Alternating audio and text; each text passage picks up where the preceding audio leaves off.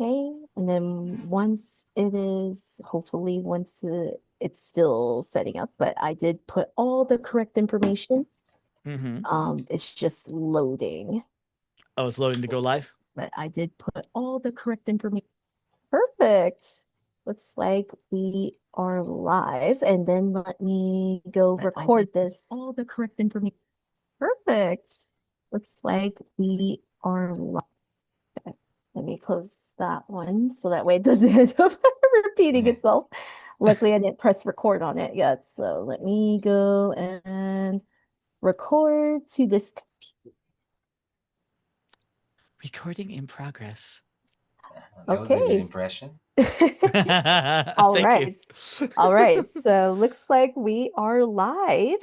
All right. Welcome everyone to the 46th episode of Got a Spotlight with Liaserenityrose. I am your host, Leah. And of course, I'm joined by my very good buddy here, Shino the Wolf.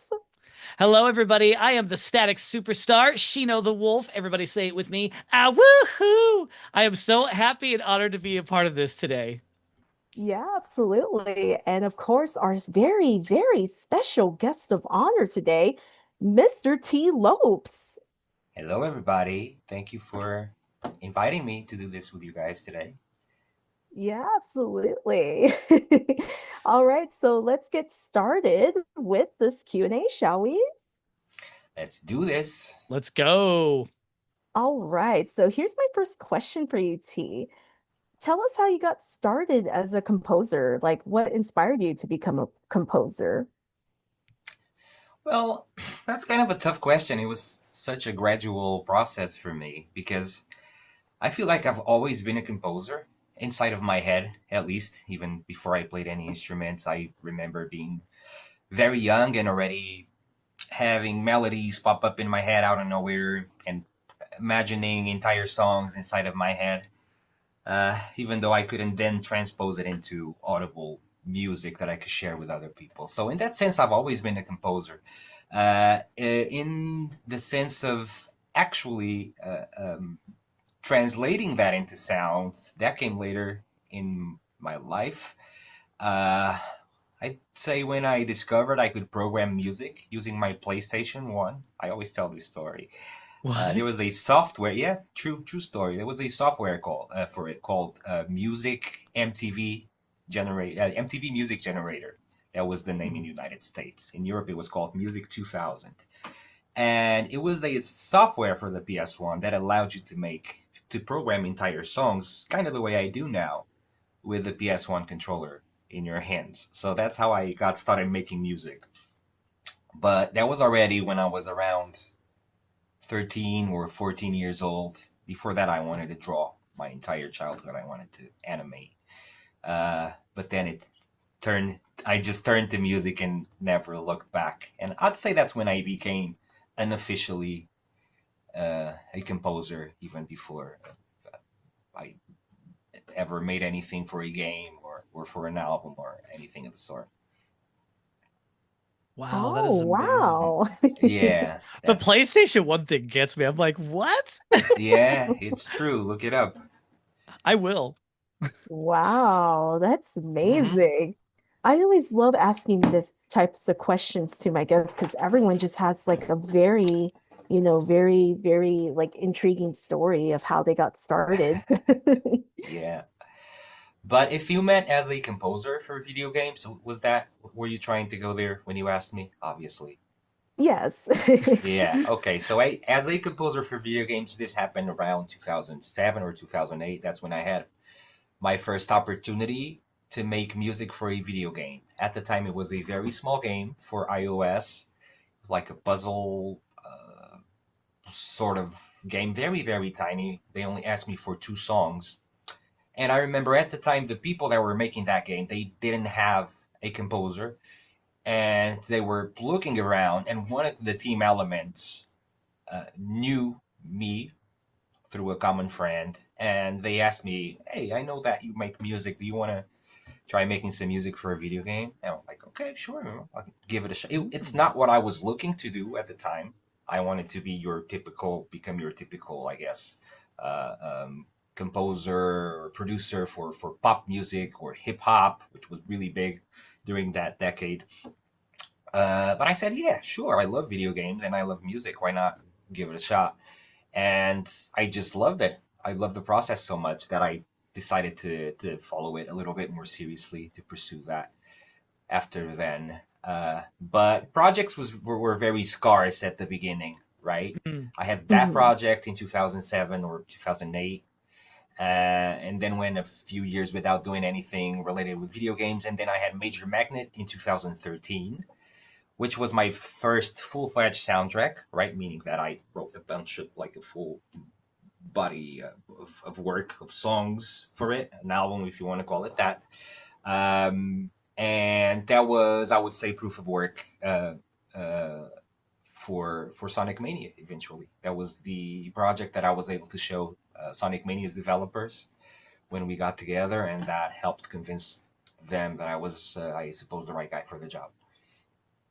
Wow. That's amazing. That and my YouTube stuff, obviously, which it was a parallel thing I was doing. I was, as you guys know, releasing Sonic remixes on YouTube and stuff like that. So that also got the eyes and the ears of the right people at the time, I suppose. So I guess it was like a mix of those two things. Nice. All right, Chino, do you have a question for T here? Actually, I do. I wrote a list. Good. Yeah, no, I came prepared. I came prepared for this. So, of course, you know, as a Sonic VTuber, we have to talk about Sonic Mania. We have to talk about one zone specifically, as you may notice in my background. Studiopolis Zone Act 1 is my favorite piece of music from Sonic Mania. For me, it just has Thank you. the right vibe, the right energy. It is such a beautiful masterpiece. It's like a blast from the past with a funky vibe. I love the use of the pianos, the synths. I appreciate the words. Oh, you're very welcome. So I have to ask, what was the inspiration behind Studiopolis? How did you just manage to what inspired this theme?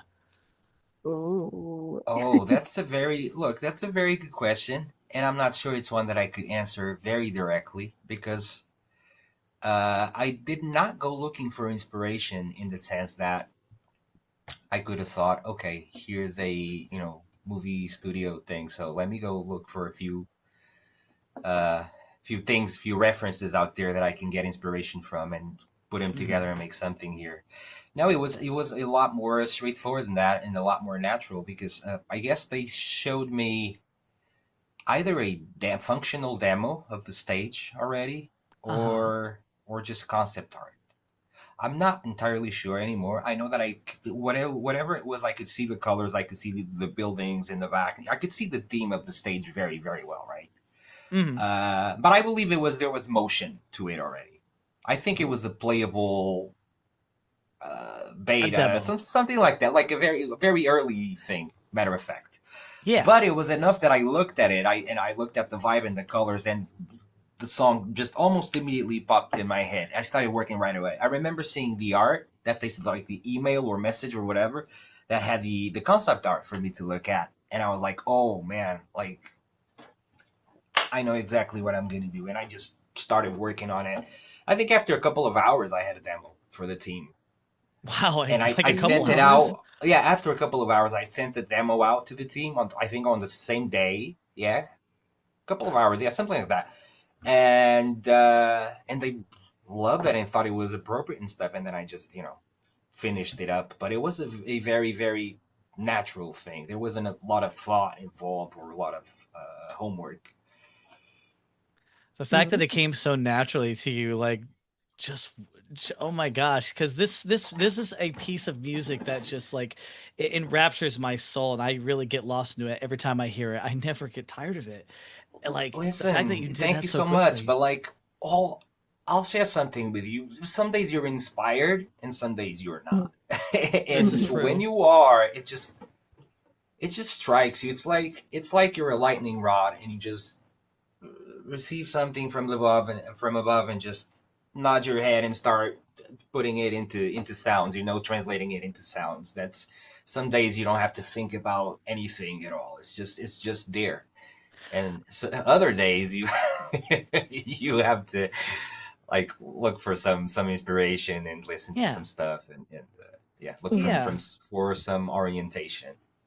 But Yeah, I understand yeah. that feeling. Yeah. I would say that all the best stuff I've made usually comes to me like this. Like All of, lightning. yeah, yeah, like catching lightning in the bottle kind of thing, as they Oh, say. wow.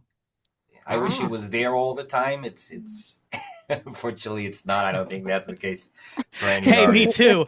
Yeah, but Oh, that's yeah. really cool. Ooh, looks like I see some questions in the chat here.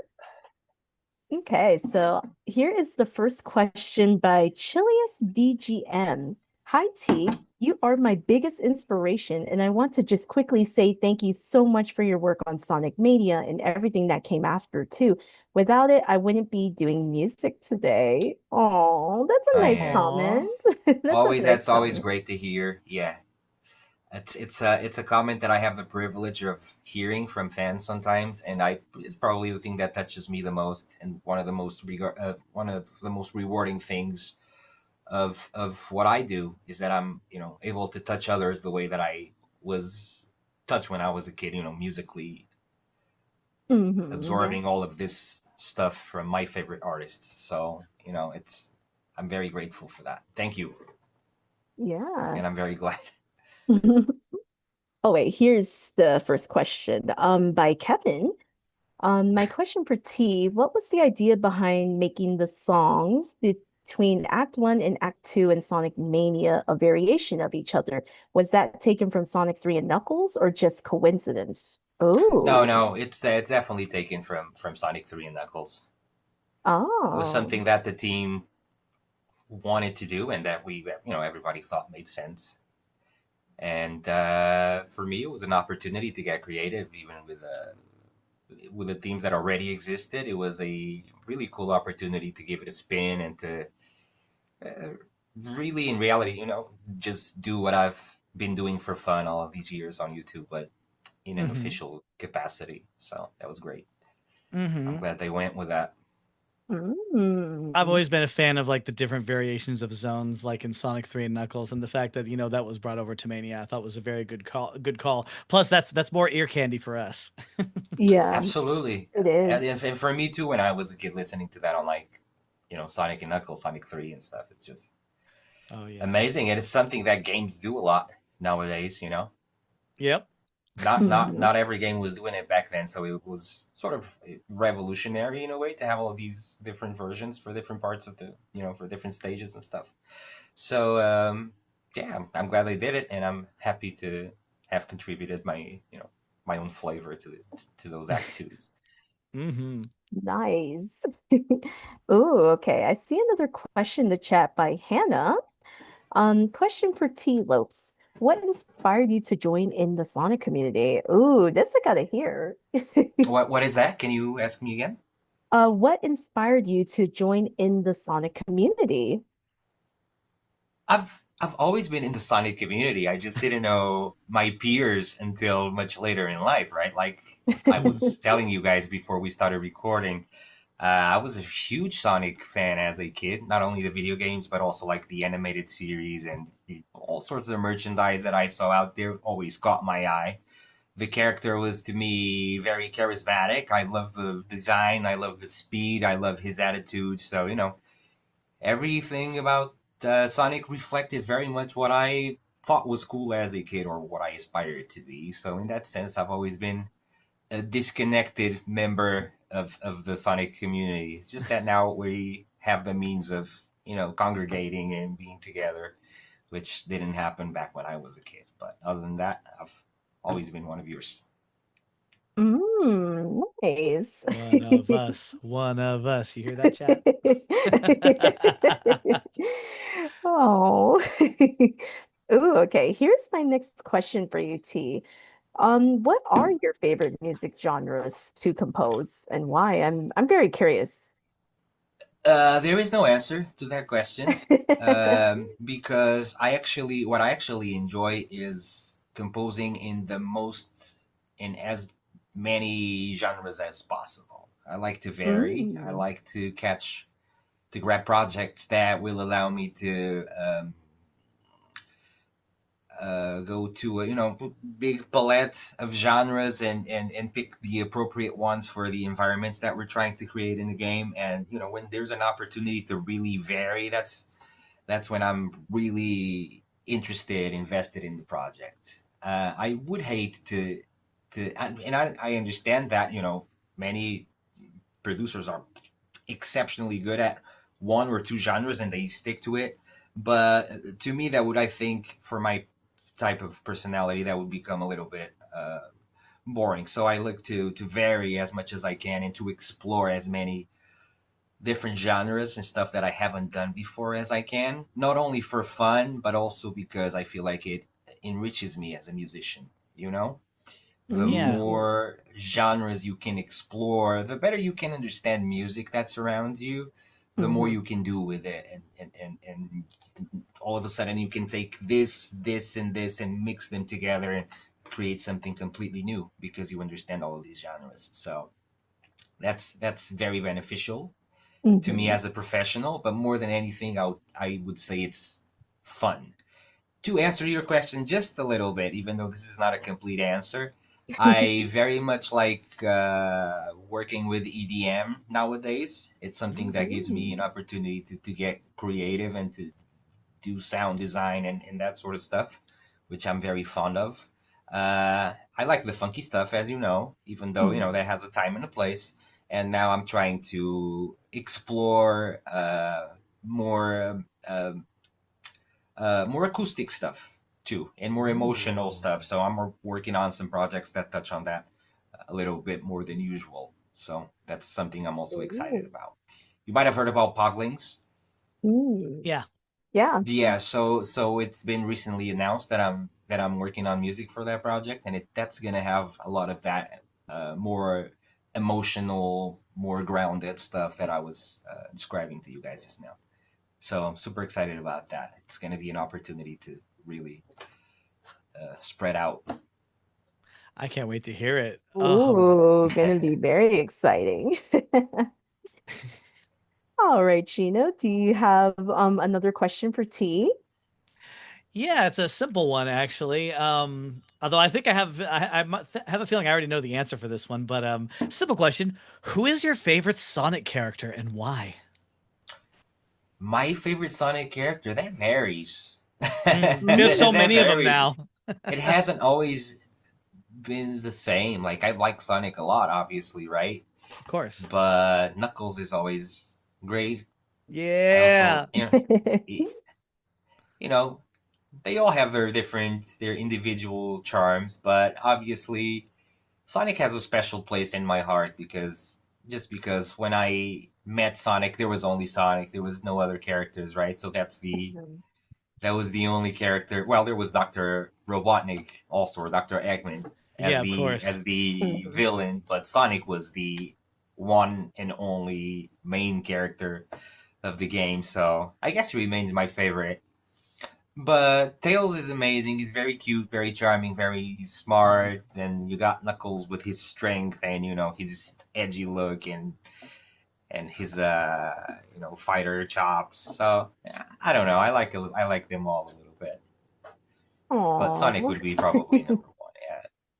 Sonic definitely number one for me. Like you, I obviously have a variety of different characters that I love and like, but just something about Sonic is just Yeah. so special and so inspirational. Mhm. So He's just yeah, always been there with me, so I guess that's probably what it is more than anything. I I Mhm. uh, I'm in agreement with you on that. Same for me too. Yeah. Ooh, okay. I see more questions in the chats. Here is Chilius BGM's question. When you start writing a song, do you have a specific element you hone in on, like bass, drums, lead, etc., or do you start putting chords down, or do you just jot down whatever randomly comes to mind? Mm. Hmm, interesting. That's an interesting question, and Once again, no definite answer because that will vary with. First of all, it varies with the genre, right? Some Mm-hmm. genres are more focused on kick and bass, especially Mm-hmm. when if we're talking about like EDM genres and stuff are usually more focused on that. So maybe that's what you want to build around many times. So you will start with that. But many other songs in genres are more focused on melody or maybe on chords. So it depends on what comes to me first. Sometimes it will be a melody. Sometimes it will be like a certain string of chords, and then the melody goes on top of that. So it varies. Sometimes it will be maybe a drum pattern that will come to my head in a certain BPM, and then I will work off of that. So it's tough to give you a definite answer. I guess the answer is that it depends. It depends on what type of song I'm making and for what project and how and what led to my inspiration. Yeah, that's fair. Yeah. Like, because I know every project you do, it's going to be something different, Hopefully, so hopefully, yeah, yeah, you Yeah. know, but usually, you kind of have to,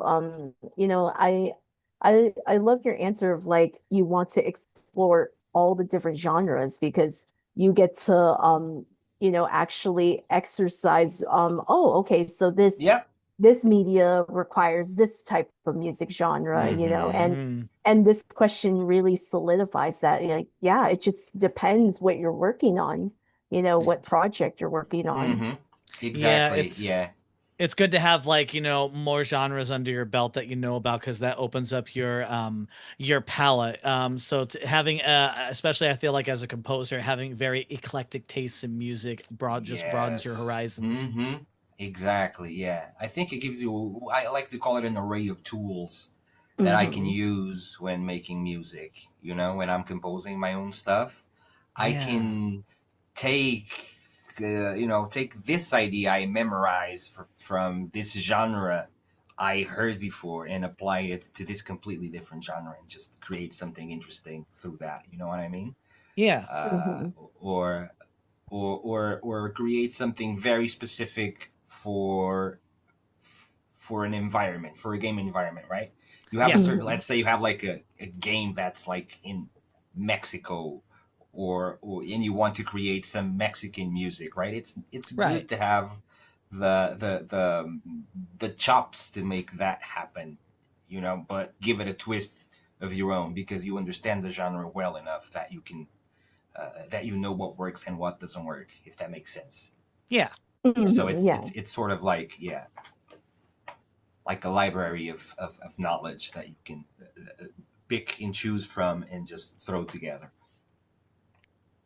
I Mm. recommend to every musician to do that, to go and explore as many genres as possible, to listen to stuff that completely gets out of the box of things that you usually listen to. It's so enriching. It's I definitely couldn't recommend it more. Hmm. Yeah, absolutely. Wise advice from the legend, everyone. Check out those Hmm. different genres. Go exploring. Trust me, once Hmm. you do, it's a whole lot of fun. I do it all the time. It's a rabbit hole. It never It really ends. is. Yeah. Hmm. Yeah, I Yeah. started discovering Swedish music recently and I love it. All right. Oh, Right. nice. Exactly. You never know what's Oh, out there. that's you true. you you would have missed out on it if you hadn't looked for it, probably. So good thing that you opened up your mind to that stuff out there. Mm. Awesome. Hmm. Ooh, okay. Here's another question in the chat by Tailsco. Question T Lopes. How did you make all the new music in Sonic Racing Crossworlds? So I didn't make a lot of music for that game. It was only one track that I Yeah. had the pleasure of rearranging, which was Mark Street. Oh. Yeah. So that was really the only track I worked on for this project, which was a huge pleasure anyway because it's one of my favorite modern Sonic tracks. Yeah. So yeah, so having been given the opportunity to work with that one was really cool. I'm very happy to have been part of the game in some way. Based, absolutely based. Yeah, that was actually one of my favorite remixes from Sonic Racing Crossworlds. I was like, oh my gosh, this remix sounds so great for Market Oh, thank you. Street. Thank you. But I mean, it's not too hard when the original song is that great, right? I mean, Hmm, Oh yeah. yeah, absolutely. you don't have to fix what's not broken. So, Yeah. but yeah, it Right. was a great time and a great honor for me as well. If it ain't broke, don't fix it. Right. Yep, that's absolutely true. Ooh, okay. I'm very curious. Here's my next question for you, T. What is your favorite Sonic music theme song and why? Oh, that's so tough. What kind of question is that? That one is impossible. Oh my God. Ooh, So many good if you ones out there, Leah. absolutely require an answer to that, uh, I don't know. One of my favorite ones is Flying Battery, Yes.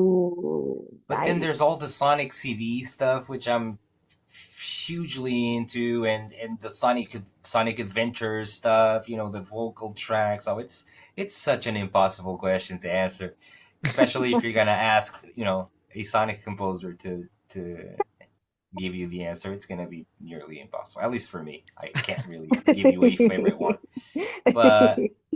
But there's it's undeniable that the Sonic series is probably one of the best in music out there ever, right? One of the best video game Mhm. series out there when it Oh, comes to absolutely. soundtracks. So it gave us so much good stuff that makes questions like that just that much tougher to to answer. So I'm sorry. Oh no, you're all good. Um, but yeah, like I have asked previous guests this question. They're like, "Oh no, it's like picking a favorite child." It's impossible. Yeah. So I totally understand that perspective.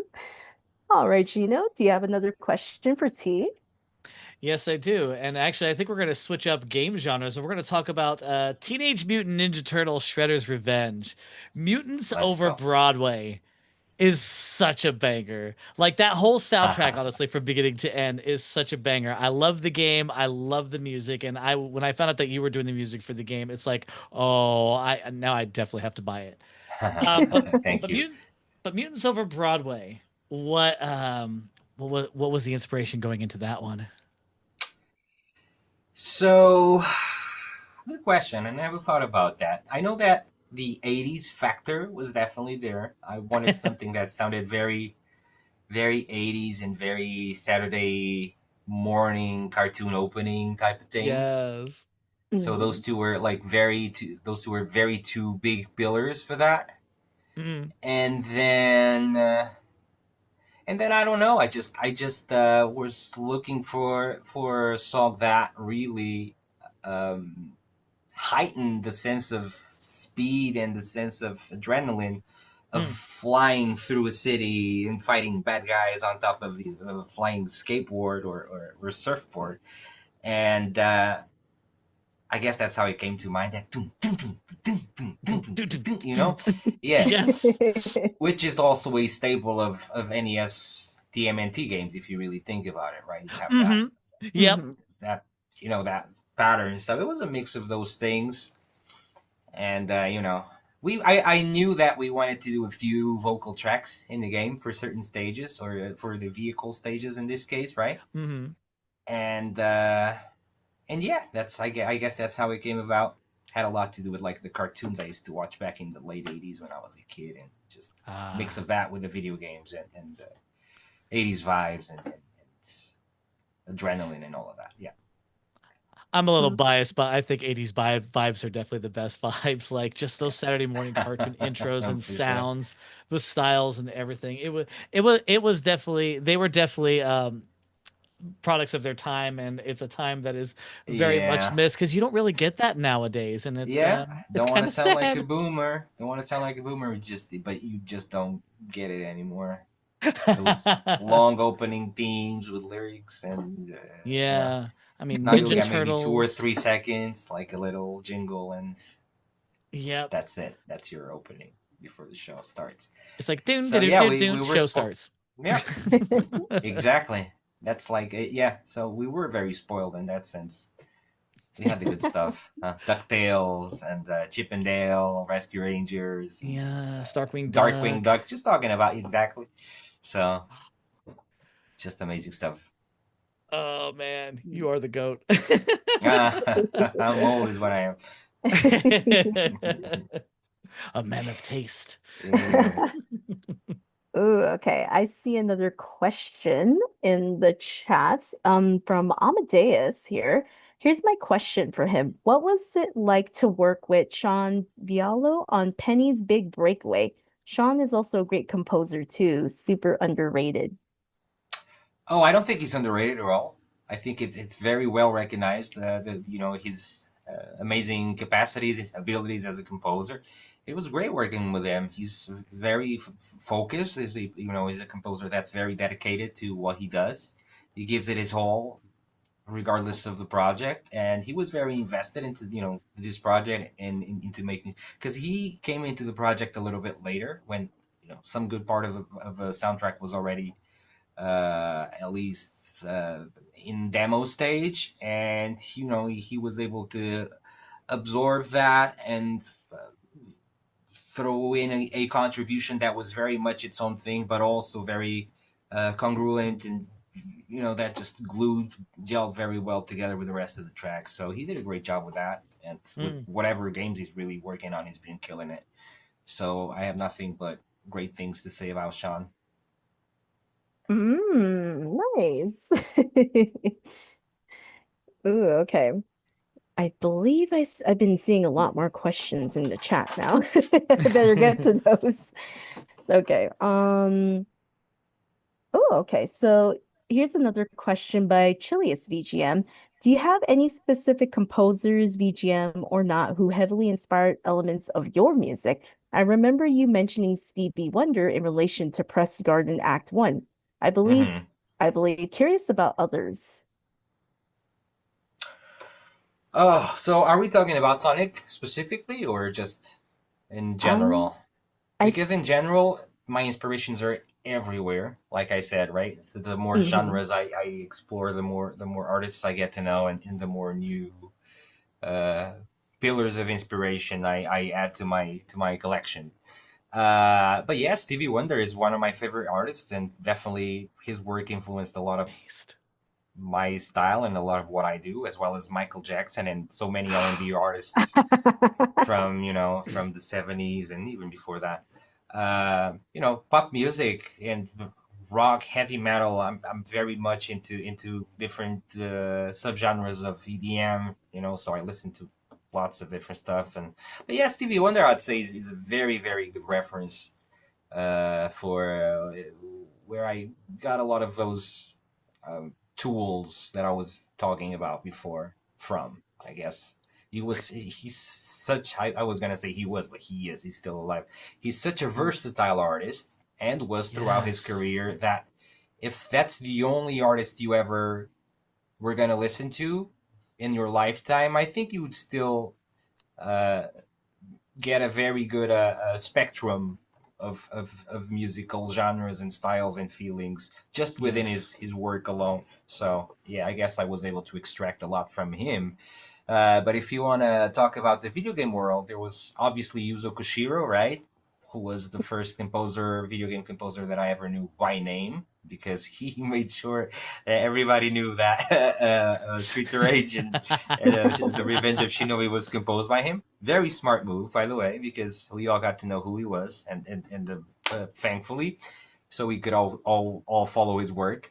There was obviously, Jun Senoue with the Sonic Adventure stuff. There's Matsumae-san with the Castlevania Symphony of the Night, which is probably my favorite video game soundtrack of all time. So many, Yoko Shimomura. There's just, if we go to the Japanese side of things, there's many many many composers that influenced me. Not so much on the Western uh, uh, side of composers. I wasn't as influenced by those, just because of my choice of video games when I was younger, right? But then I fortunately through the internet, I got to catch up with a lot of the works of many of the Western legendary composers that we had the luck of having in our video game life throughout our lives. Mhm. Nice. Also, Stevie Wonder, yes. Michael Jackson, oh, As soon forgive as Right. you I me. mean, said those Michael are Jackson, those are the vanilla artists, meaning yeah. everybody likes them, right? Because they're that Right, great. right. And if you don't, what's wrong with you? All Yeah, I What's right. feel wrong like with if you don't like So either of those, heck, even Prince, I'm like, what you probably don't are like you okay? music, and that's Like, no, okay.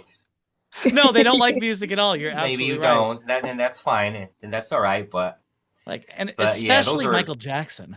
Yeah. quintessential, pop artists. He's the poster child of pop and the king of pop. So He Hmm. it's really is, especially like, whoever, yeah, whoever especially doesn't like like those looking MJ is eyes. gonna miss out on not just his music, but everything that was influenced by him, which was pretty much everything we have today in pop music. So Mm-hmm. Hmm. Yeah, absolutely. As soon as you said Michael Jackson, I saw Shino light up. yeah, I'm yeah, a, all of us, we all I'm a, light up. I'm a fan. Yeah. He's my favorite. He's my favorite of all time. Mm. He is huge Many inspiration for me. people's, yeah, many people's, and Yeah, rightfully so. he's the reason I got into music. So it's like I love that man. Yep. Oh, okay. Okay, here is my next question for you, T. Tell us your experience at Sonic Expo Dallas, because I know you were there at the rave. Oh, Um, yeah, tell us oh about boy. that. I'm very curious because I wasn't there. So, Oh, it's a shame. Yeah, because it was great. It was really amazing. I told the organization. I told them, "Hey, you guys put something really special together. I think it's important the amount of detail uh, and care that is important and impressive. The amount of detail and care that's put into these big events. I certainly wouldn't begin to start the dream of how such a big huge event is coordinated. So kudos to the team for that. I was very very well treated.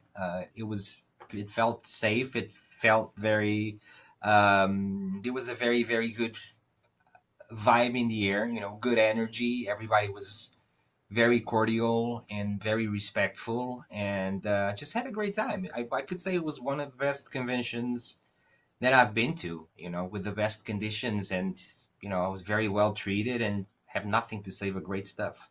About the rave itself, it was super cool. I love going on stage. I love jumping with everybody and just feeling that big wave of raw energy in the air. So it's one of the things that makes me want to do more and more of that stage stuff. And it was just incredible. I mean, how to even describe it? To me, it's one of the best feelings in the world is being up there, jumping and having fun with the crowd.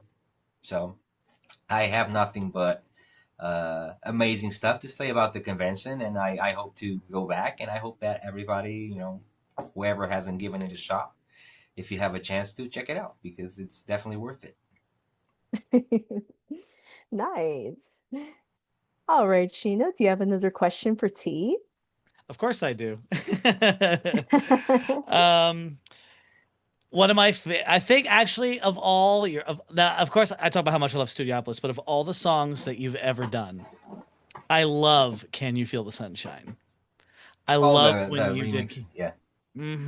And what a beautiful vocal performance by Mariana. And I Uh, gotta say, what was it like being able to work with her and do a song together like that and create such a beautiful, heartwarming masterpiece? Oh, thank you. Well, obviously, that's not my original composition, right? That's Richard Yeah, Jacques. no. But being able to work with my sister on anything musical it's always amazing, because especially because we neither one of us has that much time today to get together and do like musical projects the way we used to in the past. Mm-hmm. but it's always an amazing time. We both love music. We both love singing and performing. We used to perform live together back in the day for a Wow. little bit, like like small stuff like bars and restaurants and stuff like that. Mm-hmm. And we both always loved the studio setting as well. So that was great collaborating with her, and I sincerely hope that we can do more stuff even now that life has changed for both of us. Yeah. And we're both parents and all of that stuff. But she's amazing, and whatever I can do with her is I'm always thankful for and happy about and excited. Heck yeah. And she definitely has a very wonderful voice, like from Oh, beginning thank to you. end. I'll pass That it on. song. Thank you. Yeah, she's gonna be happy with that. Yeah, some wolf likes your voice. Eh? Yeah. Well, I love that song. It's definitely one of my favorites, and it's a song that I listen to sometimes on a daily, and sometimes I plug my laptop into my store speakers at my day job, and when my boss isn't there, and I play that song almost every time I get a chance to. I have to. People just walk by, they don't mind it. In the back of my mind, I'm just like, I'm just That's awesome. That's really awesome to hear. Thank you. I appreciate that. You're so welcome. I I loved it so much. One time I don't have it out anywhere or anything like that, but I actually did my own vocal cover of it just because I loved it so much. So I love that song. It melts I'm my very heart. glad. I'm glad. Thank you.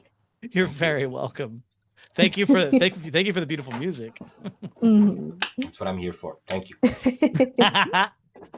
Oh, I actually have a question, another question for you, T, that I am a huge Kingdom Hearts fan, and I saw that you did like I think it I think it was Face My Fears from Kingdom Hearts Mm-hmm. 3, and I'm just like, this is With Adriana so, Figueroa. yeah. Yeah, beautiful voice. Wow, that I was was. blown away by the composition of the way you um did your own take on it, because like, Oh, that was so long ago. Wow, I'm surprised you brought that up. oh yeah, I'm a But huge Kingdom yeah, Hearts fan. I'm so glad. I'm glad you liked it. I haven't heard it in a while. I have to go and revisit some of my older stuff. Uh, but yeah, she did such a great job on that, and her vocals are just so ethereal and beautiful that Mhm. it was such an easy thing to get into and to just go with the flow and just let her voice carry the direction of the entire thing. So I was very happy to be a part of that. But I'm very curious, how did you figure out like the like the more it sounds more like Asian sounding. I don't Uh, know. It sounds more Asian it, sounding, like the way it sounds. I was like, this sounds like whenever you travel to like an Asian country and it's so beautiful, ethereal, like uh, you said. yeah. Well, sometimes just changing the instruments of a composition gives it a completely different vibe, you know? Sometimes Hmm. just changing the same melody from an electronic instrument that's quite aggressive or that's Hmm. why have you into something a lot calmer or a lot softer like a glockenspiel or like a little bell. It's gonna make all the difference in the world. So maybe it has something to do with that because I don't think there was an intention there to make it Hmm. sound more Asian vibes. But if it did, and if you enjoyed it, then I'm really glad. Yeah, because it sounded like you said, she has such an ethereal voice. And I'm just like, She does sound it, like an angel. I was just like, wow, this really flows well with the music. I was like, this is so beautiful. And Thank you. to think it's like it's technically the same song, but just sounds more ethereal. Because if you guys Yeah, have listened to the original song, it's like, whoa, it's dubstep. I was like, yeah, whoa. exactly right. I was Yeah, like, yeah, yeah. I didn't expect that when they first unveiled it. I was just like, whoa, I didn't expect Kingdom Hearts to have like a dubstep song. Right. Yeah, nobody did, I don't think. Yeah, But there it because is. Yeah. Because I was used to Simple and Clean, Sanctuary, Right, and right, then right. and of course Don't Think Twice. Those were like the types of songs that I was like, Mm. but then Face My Fears was just like, whoa. And the fact that it was literally Skrillex did a collab with Utada Hikaru, it was just like, wow. And I think people have said that Skrillex is a huge fan of Kingdom Hearts. So um Who isn't, right? Who yeah. in their right minds? Yeah. Yeah, absolutely. Shino, do you have another question for T?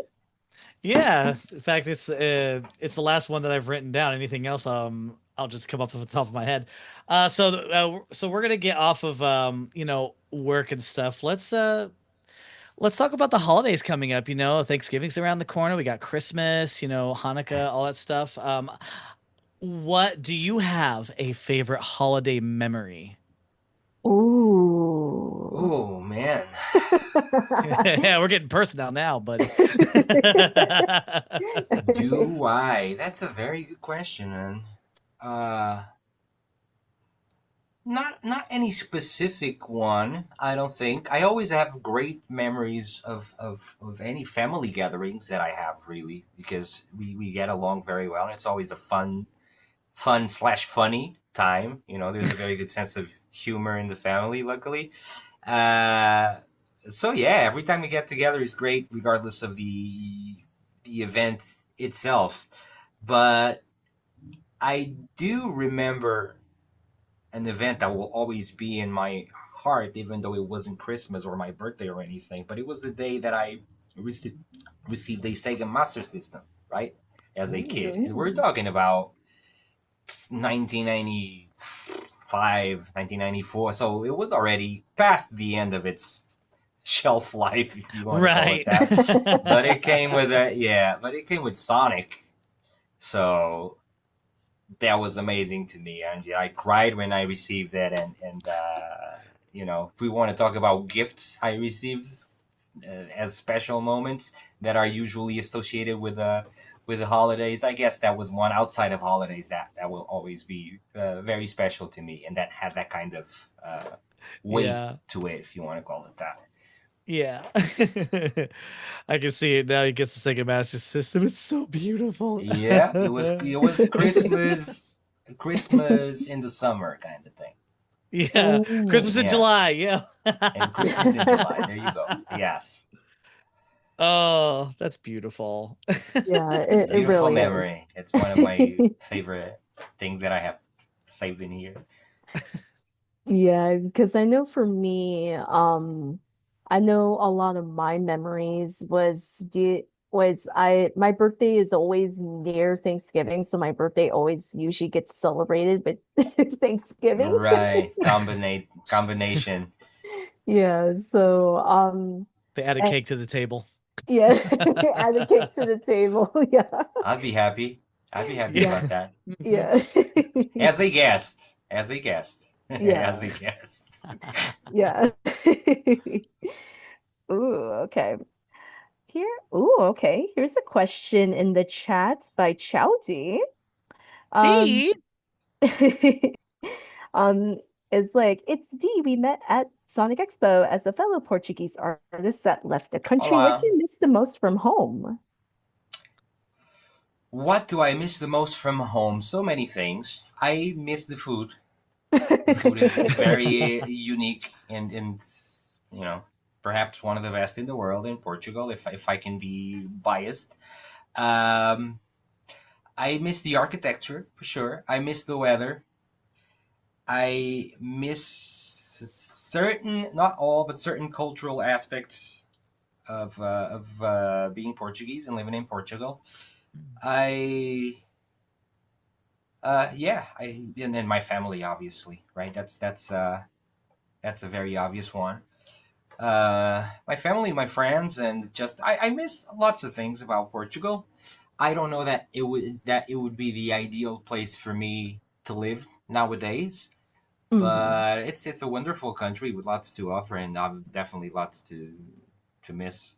So those are many of the things that I do think about often. But I go there Mm. once in a while, and then just return to my laugh afterwards. Mm.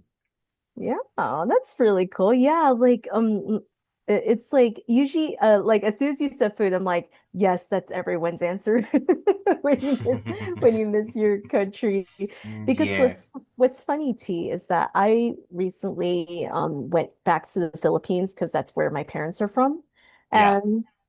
And I went there, and over there they like eating like egg, tocino, Mm-hmm. milkfish, Oh, and rice for breakfast.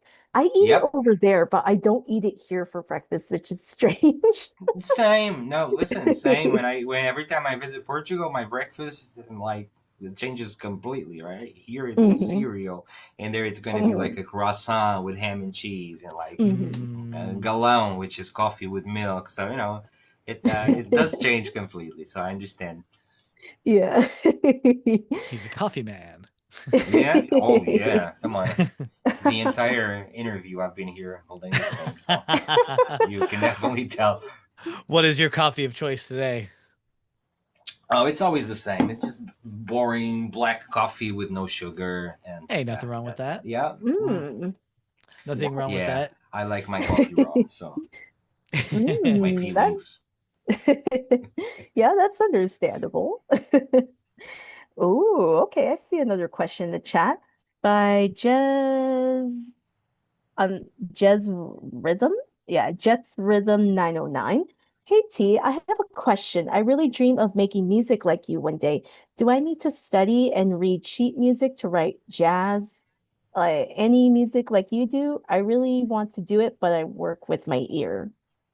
Mm, Okay, so I work with my ear as well, right? I never studied music. I've tried a couple of times, and unfortunately, I it just never stuck with me. Uh, mm, but I don't recommend that anybody skips it.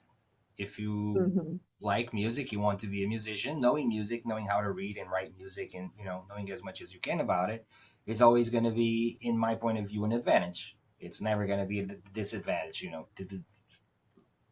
The more you know, the better. It doesn't occupy space.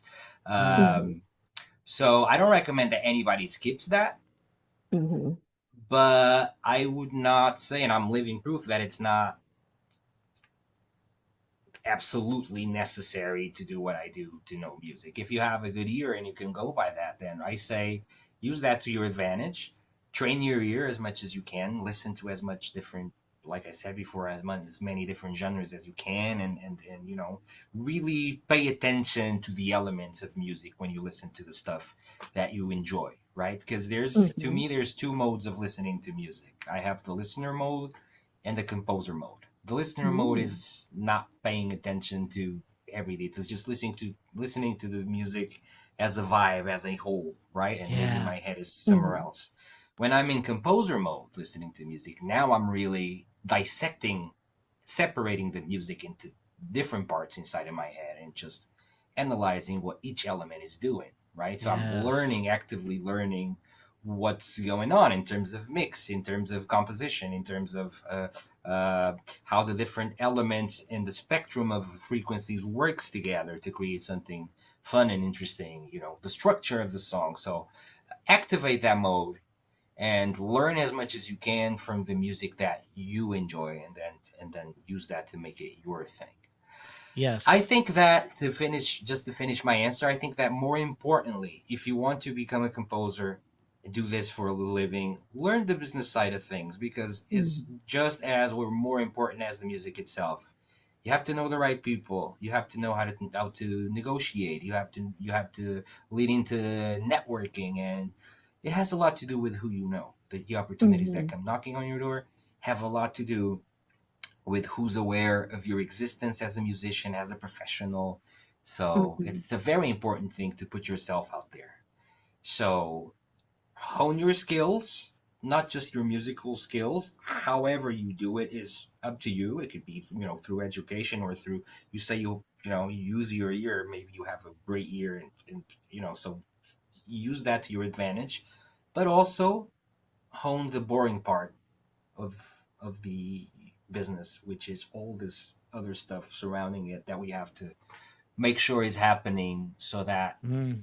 the music and the hiring and the opportunities are also happening for you. Yeah, that's absolutely true. Literally, my dad has always told me, like, it's who you know. You have to have that Yeah. skill. It's a very vital skill because, like, Yes. it's who you know because if you actually get, if you get into the habit of like networking and being able to you never know because the right people will steer you in the right direction, and Yeah. that's how Yes. and Yes. they will be your foot in the door, when you Yep. actually get Absolutely. started. Absolutely. That is true. Sometimes finding those people can tend to be a challenge for some of Hmm. us. I mean, in my case, I've always been into music and I've always had the ear, but I've never had anybody because I wasn't given the opportunities to get into music like I really wanted to as a child. So Same. trying to find somebody, yeah.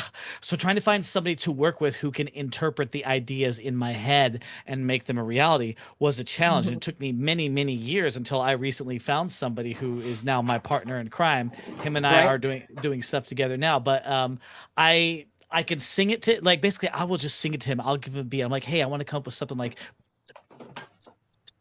and then I will put in like just some notes that I want to do, da da Right. da da da da da da. Like I'll give him something like that, and he will take my ideas, give me something, and then I'll like, let's just this, let's just this, let's just this, and then we end up coming up with something That was Michael absolutely wonderful. Jackson's method right there. Michael Jackson, that's how he worked. That Sat down with a producer slash composer, mm, and then just either sang for them or beatbox for them or gave them a yeah, tape with a demo that he just put together on a yeah, multi-track and have them work their magic and steer them. So yeah, it's yeah. not that uncommon. Yeah, I mean the idea and that's where I got the inspiration to start working like that was just by watching his interviews and seeing how he did it and watching videos of how he Right. did it, and so I was like, I'm gonna put that into my work ethic, and because I feel like that would work for me specifically because I can't read sheet music. I can't. I've tried, but I can create melodies in my head all the time, Right. and when I do, I have to record it. I have to That's your sing it. I ear. have Yeah. Hmm. exactly, and then I said to him, I'm like, hey, take this, let's turn it into something. Boom. And Yeah. we've come up with some pretty cool stuff. It's Yeah. fun. Yeah. It's so I fun. forgot to say that, for composers as well. Surround yourself by other composers, Yeah. Hmm. people that can be honest with you when they listen to your, song to give you some feedback on it. Mm. Mm-hmm. People that know more than you, people you can learn from, people you can teach as well, because Yes. we all get stuff from each other. It's great to Yes. have some good people surrounding us with shared interests, and that can Yes. and can also bring opportunities into your life. Maybe one of these Yeah. Hmm. people is working on a project, they need somebody to give them a helping hand, and maybe that can be your first shot at making music for a video game. Who knows? So You never know. You yeah, never it might know. sound a little bit like mumbo jumbo when I say this, but I believe that when you want something very strongly and it's all you think about and you start actively pursuing it, it's like the universe conspires for things to kind of go your way. It's like it throws the right person in your way, or the right opportunity, and you just have to grab it and run with it. Hmm. Yeah. But Yep. I firmly believe that once you make it a mission and take it seriously, the opportunities are gonna show themselves, make themselves visible, and then you just have to Yes. Hmm. have the courage to take that. Yes, and also what you said earlier about surrounding surrounding yourself with people who are better, so that you can learn from them and work with them and compose with them. Oh That yeah. you reminded me of another one of my favorite musicians goes by the name of Michael W. Smith. That is actually something he said at a concert of his that I went to, and I was sitting front side by his piano, and he said, "Surround yourself with people who are better than you." Oh yeah, Hmm. yeah, most And definitely. yeah. That's the way to improve, if you Hmm. can, just That's how make you sure they're learn. good people too, that they have a good heart too, because that's even more Yes. important. But Hmm. yeah. Yes. Yeah, absolutely. Because like I would say, I have to give shout out to Kevin because he was the one that's been helping me get all these special guests for my podcast series Yeah, because he's a him, trooper. yeah, he is He is. I'm like, he has introduced me to so many really cool people too, and I'm like, how do you do this, man? Do you know how? I'll tell you. He really just goes for it. He just does it. Yeah, which is respectable and and is captivating, I'd say. Mm. So And he's a really sweet guy. Like he is Yeah. he is a big sweetheart. absolutely. So kudos to him, and I'm glad that he's helping you do your thing over here. Yeah. Oh, Shout okay. outs to Kevin, yo. Yeah. Oh, okay. There is a question in the chat by Vancouver_chimp. If Nintendo came to you and asked you to compose for a Mario game, would you accept? I would drop everything. I would drop everything and say yes. Cancel every other contract. Yeah, let's focus on this Mario game. Right? I would love to obviously, hear. I'm exaggerating, but who wouldn't like to compose for a Mario game? I guess that's like maybe one of the highest privileges that anybody could have as a composer, right? Right. Especially of our generation, people that grew up with the wonder that video games can only have when you're little. Imagine to be able to grab an opportunity like that. That'd be incredible. Yeah. So absolutely, the answer is 1,000 times yes. Yeah, if you do Mario music, you bet I'm buying that game. Like just like meow. I gotta hear this. Thank you. That's the downside of it for me, is that if I compose it, I probably won't be playing the game like that. At least not repeatedly. Yeah. I would imagine with all the composing and stuff for video games and stuff that you do, like you hardly have the time to be able to play any games yourself. You just have to watch people play it or that is true. No, I don't play or watch people play video games that much nowadays. But definitely when I do have the time, I'm definitely not listening to my own music. I like to play other stuff and listen to other people's stuff. Yeah. Yeah. Gets tiring after, listening to the same song thousands of times, which I literally do. I know it's new for the player, but to me it's already, I don't want to say unbearable but it definitely needs a break especially after the game just came out. I usually wait a couple of years until I go and really visit the game and play it without that the bad bias of having worked on all of those songs and not wanting anything to do with it for a while. So. Yeah, no, that's totally understandable. Because I mean, after a while, it's like I need something new. Next. Yeah, I need something that's not me. Yeah. It's kind of like you're telling yourself, okay, I need a break from this. I need a break from myself. It's it's like food. It's like when you make yourself a sandwich versus when somebody else makes you a sandwich. It's a lot better when somebody else makes it. Tastes a lot better for some reason, and this is scientifically proven. Don't ask me why, but yeah, I want to eat somebody else's sandwich after I've been making so many. Yeah. Like I'll make something as simple as like a ham, egg, and cheese sandwich on a croissant, by myself, and it's good. It's good. But then you go to like I live in New York City. Then I'll go to like one of the New York delis. There's one like 10 minutes down the street from where I live, and I'll have it, and I'm like, why does this taste 10 times better than the one I'm making? What are they doing? The ingredients are probably half as good, but magical touch there, so it's comparable. They're doing something to it. I must learn the secrets. Some black magic going on there. Yeah, they're doing something back there. Yeah, like it's the same thing with me whenever my family and I love going to this local bakery, and we always love getting their specific pastries, even when it's holidays, and we always end up like buying the specific one. It's like, wow, it's like I was like, how did they make it? How it was like, what did they put in this that makes it so delicious? What do they do that I'm not doing? That's what I ask myself every time I go to a restaurant. I'm like, Mhm. what am I missing here? I want to see, and it's probably just butter. It's probably just a big stick of Just some- butter that they throw in Just there. It some makes all butter, the maybe some difference. salt and pepper, with that. Yeah. Oh So my gosh.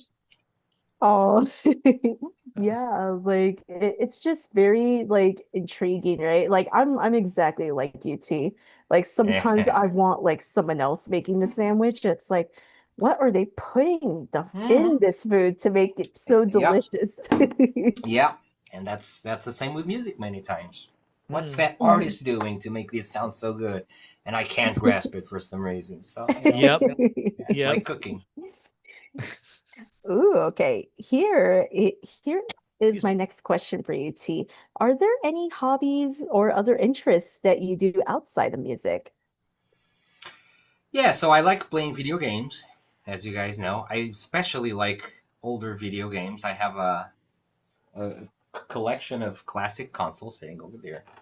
I don't know if the camera can catch it. There's my TV over there, my CRT and Ooh. stuff. Yeah. So when I have time, I like to play, some of the games I didn't have a chance to play when I was a kid, because obviously I couldn't afford all of that stuff that's sitting there right now.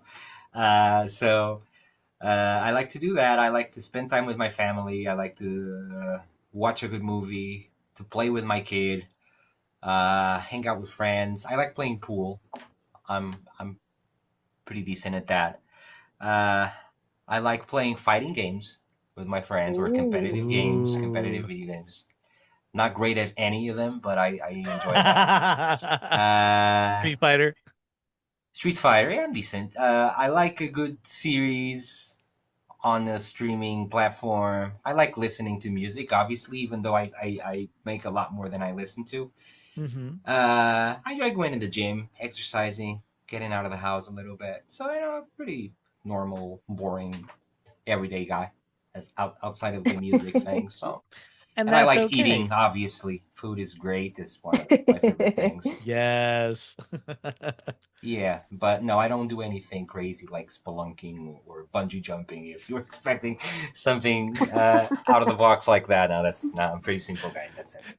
Imagine T jumping out of a helicopter. Lights, camera, action, I flying would up. love to. I would love to, or so I Really? think. Maybe not. Oh my Maybe God. not once I'm up there, but thinking about it right now, it sounds kind of Have, appealing or have a rope interesting at on. least. Get a parachute. Please be Yeah. safe. Yes. Yes. Yes. Yeah. Oh my gosh. All right, Shino, do you have another question for T?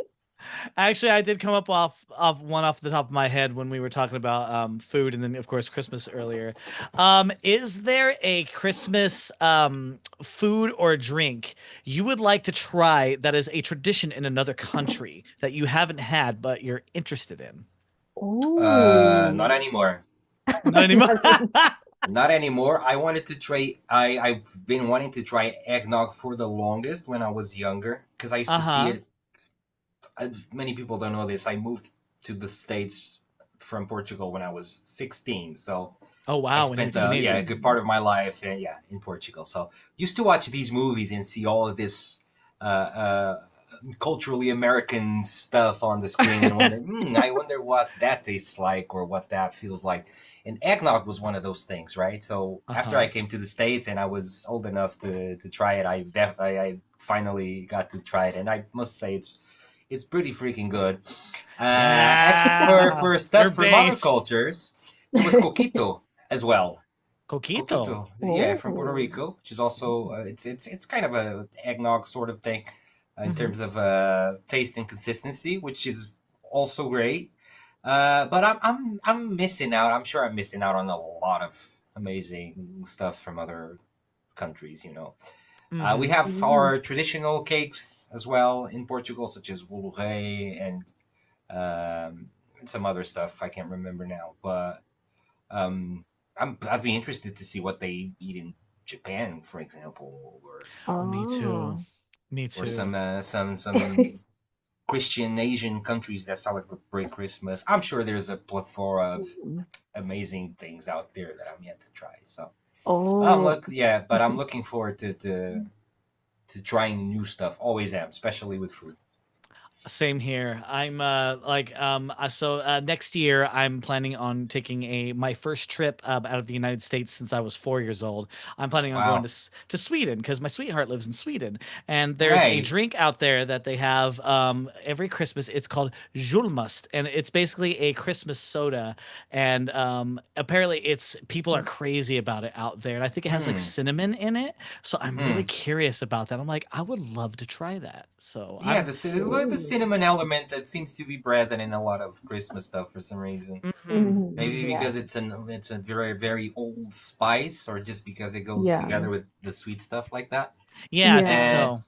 and if you just joined us, we are talking about some food and some Christmas stuff, and not video game stuff at all. So welcome, welcome to the chat. Yeah, so Yeah. great stuff. Yeah, there's, like I said to you, it's always amazing to try new stuff, especially when it comes to food and music. Yes. Mhm. Yeah. Gotta Mhm. open that palate, y'all. Mm-hmm, mm-hmm. Yeah, for sure. Open Because yourself up to new experiences, and then find all of the good stuff that's for you out there in the world that you would never know yeah, about otherwise. Yeah. Yeah, because you yes. never know what opportunities are gonna drop into your lap. For example, That's true. Mhm. getting to meet this guy named Tee Lopes. Y'all heard of him, right? He's pretty Uh, freaking awesome. Oh wait, that's him right here. Oh, I'm that is sorry. me. That is me. Thank But you guys. Oh, that's cute. but I think, I think I actually like one of my very good buddies, Ultimate, actually came to visit me here. And because over there, I guess where he lives in Texas, they do not have Filipino places there. It's like, okay, Hmm. whenever I come visit you, you're gonna take me to a Filipino restaurant. I want to try your guys' food. I said, Yeah. sure. So I took him to a place. And as soon as he tried it, he's like, "Oh my gosh, this food is good." Yeah. I'm curious. That's one of the foods I'm curious about. So I Oh, have some Filipino food. Filipino friends, and yeah, but they're too Americanized. They don't really, prepare food the Filipino way. Oh So yeah. I never had a chance to try the real deal. And there's, Mhm. like you said, I can't find a lot of Filipino restaurants in my area either. So probably Yeah. maybe I'll have to go to New York for something like that, Well, or I think maybe I a bit of a think Filipino California, community. California has a little bit of California, everything, so yeah, I wouldn't California be is shocked. like it's like a lot of like Filipino places. So I actually had him try halo halo. And what it Uh, is basically it's like it means mix. And it's uh, like a mix of like desserts and you can put like any flavor ice cream on top. oh And wow. so I actually took him to and I told him here's my advice. Do not ever eat halo halo at a fast food chain, like Filipino fast food chain. It does not taste the same as a It local does one. not. Yeah, that's always the case. Yeah. It's So like I, eating Chinese food here in the mhm. United States, or going to China to eat Chinese food. And, people in China will tell you, American Chinese food is nothing like what we eat here, which is curious, right? It's like the American menu is completely different thing. Somehow we butcher it. Somehow we just we ruin it somehow. And I never tried genuine Chinese food, so I couldn't talk about it, but I'm pretty fond of Chinese food, the American version of it anyway. Maybe I'm Mhm. just used to it, but yeah. Yeah. And unfortunately, we will have to end this live stream. But I want to thank you, Oh, T, for for coming on to my podcast to do this Q&A. It was a lot of fun to to learn more about you and your it's my and your pleasure. works. It was my pleasure. It was a lot of fun. I think you guys have a very good thing going here. I hope it keeps going for a long, long time. And thank you so much for receiving me the way you did, and for inviting me to do this, and for all the kind words, and for the fun as well. it was our pleasure, and such a Mhm. pleasure to finally meet you after all these years. Since the launch of Sonic Mania, I've been wanting to meet you for a long time, and it finally happened. Yay. Oh, the pleasure was mine as well. So thank Well, you for bless that. you. Bless you. And of course, I want to give a shout out to my co-host Shino here because this is his first time co-hosting for my podcast. Great job. Thank you so much. Thank you for having me, Lee. I appreciate you very much.